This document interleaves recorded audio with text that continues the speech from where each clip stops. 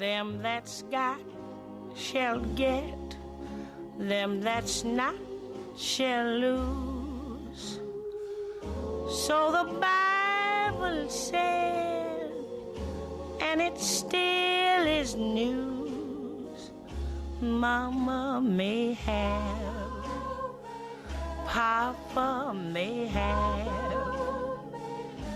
but God bless the child that's got his own, that's got his own.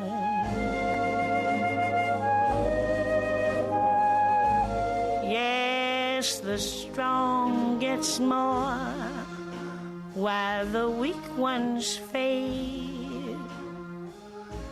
Empty pockets don't ever make the grade.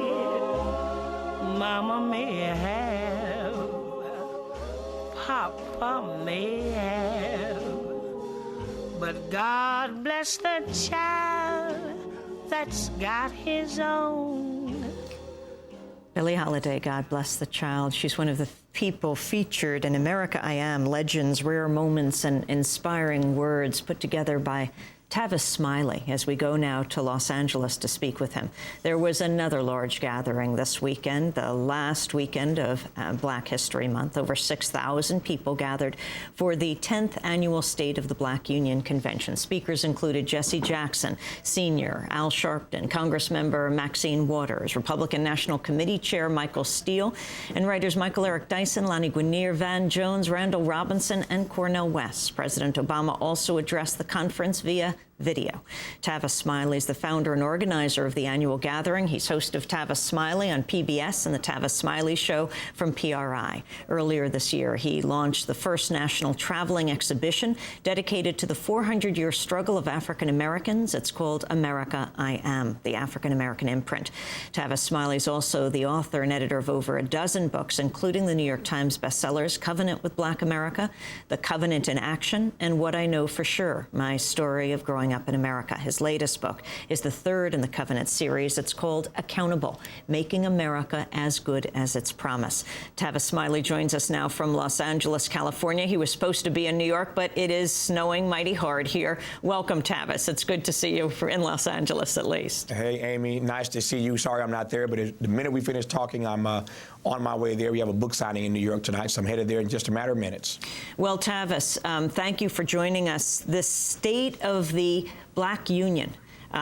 Talk about where African Americans are today in this age, in this era of the first African American president. We've been having these conversations, Amy. We've talked about it before on this wonderful program, Democracy Now! We've been conducting these conversations for 10 years now. I could not have imagined back in 2000 when I convened the first conversation that 10 years later we'd still be doing this. And I could not have imagined also, or I should say I neither could have imagined that we'd be having this conversation in year 10 against the backdrop of, to your point, the first African-American president. For that matter, I could not have imagined 10 years ago that the head of the Republican Party would be an African-American, two black men as the head of the two major political parties in this country. Could not have imagined that 10 years ago. So clearly progress has been made. On the other hand, we now have to battle against this notion that the mainstream media and others want us to buy into, that because we have an African-American president, we live in a post-racial America. America may very well be less racist, given that so many of us, black, white, and others, voted for President Obama as a candidate. We may be less racist, but we are not post-racial, and I don't want us to hasten to believing that just because we have an African-American president in this multicultural, multiracial, multi-ethnic America, that there isn't work to be done on behalf of those who are disenfranchised politically, socially, economically, and culturally, persons most often of color. So there's work to be done. There's an ally in the White House, perhaps, that can help us advance this agenda, but only if we hold him accountable. President Obama made promises when he ran. There are other issues that really didn't get addressed in this campaign, and while I celebrate him, I revel as an African-American man in the first black president, Amy. I understand that there's honor in accountability. I understand that great presidents aren't born, great presidents are made. I want him to be a great president. I believe he can be, but only if we help make him a great president by holding him accountable. Last year, when I tried to raise these issues of accountability, as I've always done in every presidential race, there are some people who want to give me some pushback about this accountability talk, as it were.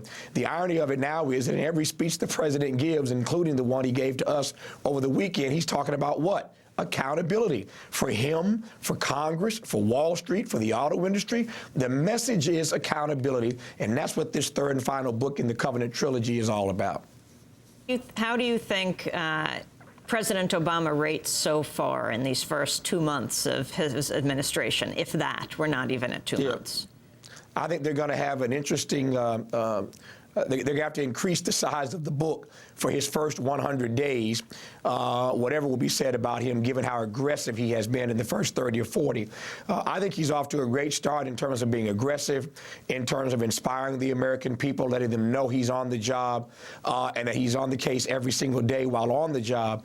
So I think he's off to a great start of being aggressive. It takes time. I don't believe in a grace period for any president. No grace period. You got to get to work on day one. That's why we elected you, particularly in these economically perilous times. But I think he's off to a very aggressive start, and so I celebrate that. But again, this is not a sprint. It's a marathon. And what this book, Accountability, does is two simple things, but I think two poignant and powerful things. It lays out on the top 10 issues that matter to so many Americans what Obama promised as candidate. We want you to know what he promised on these major issues like health and education and the digital divide and the criminal justice system, et cetera, et cetera. These top 10 issues, economics, of course. What did he promise as a candidate? That's what the book lays out in detail with citations and sources, when he said it, where he said it, in what context he said it. So the book lays out in a very detailed way what he promised as president. Promises made ought to be promises kept. But right along in this, with these facts and this data, Amy, we lay out what we, everyday American citizens, can do to help advance that agenda. So it's about him. It's about us. I believe that his accountability, and quite frankly, that of all elected and otherwise persons known as leaders, our responsibility is their accountability. Put another way, their accountability is our responsibility, and that's what the book lays out as a book has never done,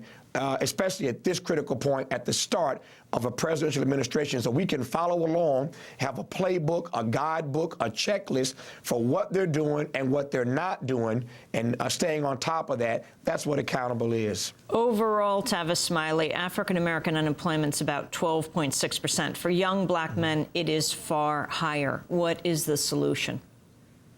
In a single word, jobs. We need jobs. We need jobs now.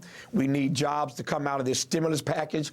And unlike the TARP money, we need these jobs to actually trickle down to the persons who need them. I celebrate the stimulus package. I think it's a step in the right direction. I'm like most of every other American, I suspect, Amy. I'm not excited about the banks getting more money, but I respect the direction the president is moving in. I appreciate the fact that he's being aggressive about this. But at the end of the day, there's a lot of talk in Washington that never becomes transformative. It never trickles down, pardon the pun, to the people who actually need it. And so the answer, in a word, is jobs. We need them now, and we need an abundance of them. Among the issues discussed at the State of the Black Union conference this weekend was U.S. policy towards Africa.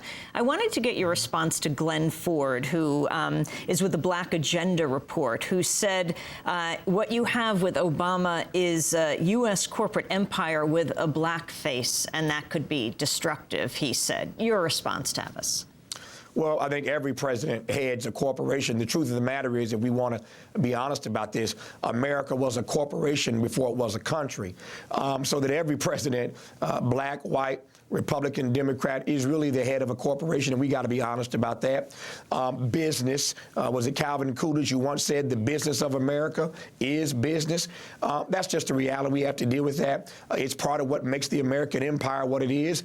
It's the greed, quite frankly, on corporate America's part that's got us in the mess that we're in right now.